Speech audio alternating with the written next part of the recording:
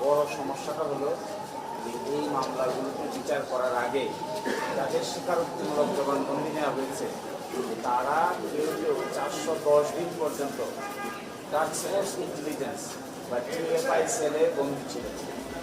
তাদের স্বীকারোক্তিমূলক জবানবন্দি নেওয়া হয়েছে 12 জন। এর মধ্যে মুফতি হান্নানের স্বীকারোক্তিমূলক জবানবন্দি নিয়েছে দ্বিতীয়বার। তিনিও টিএফআই সেলে সব কিছু মিলে 410 দিন বন্দী ছিলেন। সুতরাং তার করা স্বীকারোক্তিমূলক জবানবন্দি আইনগত কোনো মূল্য থাকতে পারে না।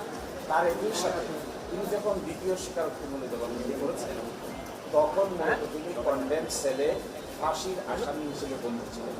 সুতরাং তারও আর এই কোনো মূল্য থাকতে পারে না।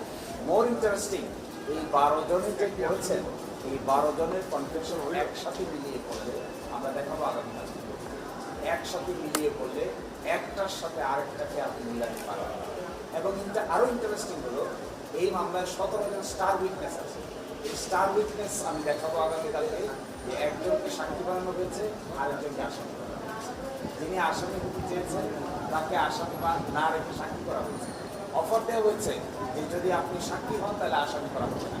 এইভাবে 17 জন ঊর্ধ্বতন পুলিশ কর্মকর্তাকে মামলার সাক্ষী বানানো হয়েছে। তার মধ্যে টাস্ক ফোর্স যিনি প্রধান ছিলেন তাকেও এই মামলার সাক্ষী করা হয়েছে। ফলে এগুলো আগামী দিনে একটা একটা করে আমরা দেখিয়ে দিব। এই 17 জন সাক্ষী ছাড়া এই মামলার বিচার করার আর কোনো সুযোগ ছিল না। এই জন্যই কাউকে সাক্ষী করেছেন আর কাউকে আসামি করেছেন।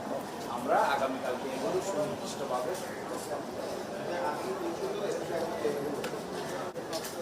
দেখেন এখানে দেরি হয়েছে। প্রথম তো মামলা শেষ হয়ে গেছে 2009 সালে 61 জন সাক্ষীর জবানবন্দি শেষ। তারপরে প্রসিকিউশনের পক্ষ থেকে একটা দরখাস্ত দেওয়া হলো 2009 সালের মার্চ মাসে। দরখাস্ত দিয়ে তারা বললেন ফার্দার ইনভেস্টিগেট করতে চান। এই ফার্দার ইনভেস্টিগেশনে গিয়ে লাগলো আরো 3 বছর। ফার্দার ইনভেস্টিগেশন রিপোর্ট আসলো 11 সালের শেষের দিকে। তারপরে আবার নতুন করে কনফিডেন্সে দিল, তারপরে আবার শুরু হলো। আগামীকালকে আমি পড়ে শোনাবো একটা জিনিস, এই মামলার নিম্ন আদালতের রায় যিনি হাইকোর্টের বিচার করেছেন পরে তিনি দেখবেন নিম্ন আদালতের রায়ের মধ্যে একটা রাজনৈতিক ভাষণ দিয়েছে। এই রাজনৈতিক ভাষণটাও আমরা আগামীকাল অথবা পরশুদিন আদালতের সামনে তুলে ধরবো যে কেন 21 আগস্টের মামলায় রাজনীতিক ইম্প্যাক্ট আছে এই কথা বলে তিনি ঘোষণা করেছেন। আমার মনে হয় এগুলো সবই পাবলিককে আসা উচিত। হাইকোর্টের ব্যাপারে ডিসকাস হয় নাই।